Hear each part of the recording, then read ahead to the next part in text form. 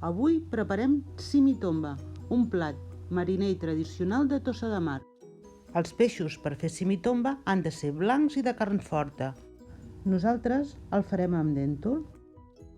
Necessitem 1 quilo de peix, 1 quilo de patates, 4 tomàquets, 3 grans d'all, una ceba, oli d'oliva verge extra, sal i 1 litre de brou de peix. Comencem tallant les patates a rodelles una mica grosses. Seguidament, piquem la ceba i laminem 2 alls, el tercer el reservem. Tallem els tomàquets per la meitat, retirem les llavors i els ratllem. I amb l'all que teníem reservat, preparem allioli. Ja ho tenim tot preparat, ja podem començar a cuinar.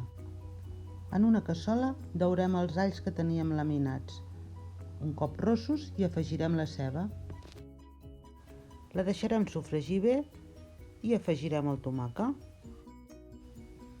I un cop el sofregit estigui acabat, hi afegirem les patates. Les barregem bé amb el sofregit i hi afegim el brou de peix. Les deixarem coure entre 5 i 10 minuts, tot depèn del gruix de la patata. Tot seguit i abans de que les patates estiguin ben cuites, hi posarem el peix. Salarem i afegirem l'allioli. El deixem coure a foc alt i de tant en tant agafem la cassola per les anses i la sacsegem amb moviments sobtats. No el remenarem en cap cullera, només amb moviments sobtats que fan que els ingredients facin el simitomba. El peix el tindrem cuit en pocs minuts. I abans de servir-lo podem posar una mica de julivert a la cassola.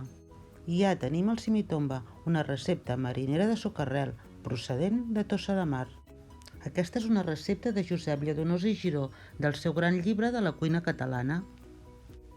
Esperem que us hagi agradat. Si és així, no oblideu donar un like al vídeo i si us subscriviu, rebreu un avís quan publiquem noves receptes.